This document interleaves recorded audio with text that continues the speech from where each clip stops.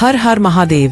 भारत की पावन धरती पर जहां हर घाट, हर गली, हर मंदिर से ओम नमः शिवाय की मधुर ध्वनि गूंजती है, वही सदियों से भक्ति, त्याग, दया और आस्था की अनगिनत गाथाएं जन्म लेती रही है। ऐसी ही एक कथा है जो एक धनी सेठ और साहूकार की है, जो भारतीय संस्कृति की गहरी जड़ों, भोलेनाथ के प्रति अटूट विश्वास और लोक जीवन की मिठास को समेटे हुए है। यह कथा आरंभ होती है वाराणसी के पास बसे एक छोटे से नगर विशालपुर से, जो अपने प्राचीन शिव मंदिर, गंगा के निर्मल प्रवाह और सावन के मेले के लिए प्रसिद्ध था। इस नगर में दो बड़े व्यापारी रहते थे। एक का नाम था लाला गोविंद दास, जो कपड़े का व्यापारी था और नगर का सबसे धनी सेठ माना जाता था, और दूसरा था पंडित बालकृष्ण साहूकार, जो अनाज, तेल, घी और सोने चांदी का व्यापार करता था। दोनों ही व्यापार में कुशल, धर्म कर्म में रुचि रखने वाले, लेकिन स्वभाव में थोड़ा थोड़ा अहंकार भी समाये हुए थे। लाला गोविंद दास अपनी संपत्ति पर गर्व करता था और मानता था कि पूरे नगर में उसकी बराबरी कोई नहीं कर सकता। वही पंडित बालकृष्ण को अपने सतर्क व्यापार, ऊंची सोच और बुद्धिमानी पर गर्व था। दोनों के बीच एक अदृश्य प्रतिस्पर्धा चलती रहती। कौन ज्यादा दान करता है, कौन ज्यादा यज्ञ कराता है, किसके यहाँ ज्यादा मेहमान आते हैं, और सावन के महीने में किसकी भक्ति का प्रभाव ज्यादा दिखता है। एक वर्ष सावन के प्रारंभ में नगर के शिव मंदिर के पुजारी पंडित विष्णु प्रसाद ने घोषणा की कि इस बार श्रावण महोत्सव में मंदिर में विशेष रुद्राभिषेक और अन्नकूट महोत्सव का आयोजन होगा, जिसमें जो भक्त सबसे बड़े भाव से सेवा करेगा, उसके परिवार पर भोलेनाथ की विशेष कृपा होगी। यह सुनते ही लाला गोविंद दास और पंडित बालकृष्ण दोनों ने ठान लिया कि इस बार वे सबसे भव्य आयोजन करेंगे। लाला गोविंद दास ने नगर के कारीगरों को बुलाकर मंदिर के प्रवेश द्वार पर नए पत्थर के तोरण द्वार, रंग बिरंगे झंडे और सोने चांदी के घंटों की सजावट का आदेश दिया। वहीं पंडित बालकृष्ण ने गंगा से मंदिर तक भव्य जल यात्रा की योजना बनाई, जिसमें हजारों कलशों में गंगा जल लाकर शिवलिंग का अभिषेक किया जाएगा। सावन का पहला सोमवार आया। मंदिर में सुबह से ही श्रद्धालुओं की भीड़ उमड़ पड़ी।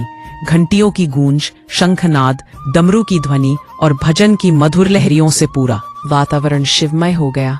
लाला गोविंद दास ने सोने की परत चढ़ा हुआ एक विशाल शिवलिंग बनवाकर मंदिर को भेंट किया, जिसके चारों ओर गुलाब, मोगरा और चमेली के फूलों की महक फैली हुई थी। लोग आश्चर्यचकित थे कि सेठ जी ने कितनी भव्य भेंट दी है। लेकिन उसी दिन दोपहर बाद पंडित बालकृष्ण का जल अभिषेक यात्रा नगर में निकली। सैकड़ों ब्राह्मण, स्त्रियां, बच्चे और वृद्ध केसरिया वस्त्र पहने हर हर महादेव के जय घोष करते हाथों में गंगा जल से भरे कलश लिए चल रहे थे। उनके साथ बैलगाड़ियों में अन्न, घी, फल, मिठाइयां भरी हुई थी, जो मंदिर में चढ़ाई जानी थी। ये दृश्य देखकर नगर के लोग मंत्रमुग्ध हो गए। दोनों ही आयोजन अपने आप में भव्य थे, लेकिन भीतर ही भीतर दोनों व्यापारी इस सोच में थे कि भोलेनाथ किसकी भक्ति को ज्यादा पसंद करेंगे। अगले दिन मंदिर में एक चमत्कार हुआ। सुबह जब पुजारी ने गर्भगृह का द्वार खोला, तो शिवलिंग पर एक अद्भुत ज्योति प्रकट हुई, जैसे चांदनी का उजाला हो, और साथ ही शिवलिंग के पास एक पत्ती पर अक्षरों में लिखा था, भक्ति का मूल्य भाव में है, वैभव में नहीं। यह देख पुजारी और नगरवासी स्तब्ध रह गए। दोनों व्यापारी भी वहां पहुंचे और पुजारी ने उन्हें समझाया कि भगवान शिव को सोना चांदी नहीं, बल्कि सच्चा मन और निष्काम सेवा प्रिय है। यह सुनकर दोनों को अपने अहंकार पर पछतावा हुआ। उसी क्षण उन्होंने प्रण किया कि अब से वे अपनी संपत्ति का उपयोग केवल लोक कल्याण और सच्ची सेवा में करेंगे। अगले ही दिन दोनों ने मिलकर नगर के गरीबों के लिए अन्न क्षेत्र की स्थापना की, जिसमें रोजाना सैकड़ों भूखे लोगों को भोजन मिलने लगा। विधवाओं और अनाथ बच्चों की शिक्षा के लिए वेतन देने लगे, और मंदिर में बिना किसी दिखावे के प्रतिदिन सुबह शाम भजन, आरती और साधु संतों के सत्संग का आयोजन होने लगा। समय बीता, नगर में खुशहाली लौट आई। लोग कहते थे कि यह सब शिव की कृपा और सेठ साहूकार की सुधारी हुई भक्ति का फल है। लाला गोविंद दास और पंडित बालकृष्ण की मित्रता इतनी गहरी हो गई कि वे एक दूसरे के घर बिना बुलाए आते जाते, पर्व त्योहार साथ मनाते और हर सावन में मिलकर रुद्राभिषेक कराते। उनके जीवन में धन तो पहले भी था, लेकिन अब जो संतोष, सुख और आत्मिक आनंद था वह उन्होंने पहले कभी अनुभव नहीं किया था।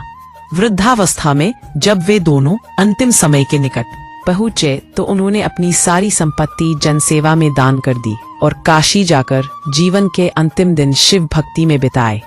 कहते हैं कि जिस दिन वे दोनों पंच तत्व में विलीन हुए उसी दिन काशी के आकाश में एक अद्भुत इंद्रधनुष दिखाई दिया और मंदिर के शिवलिंग पर बेलपत्र के साथ साथ सोने की एक पत्ती स्वयं आकर गिरी, जिस पर लिखा था, सच्ची भक्ति वही है जिसमें अहंकार न हो।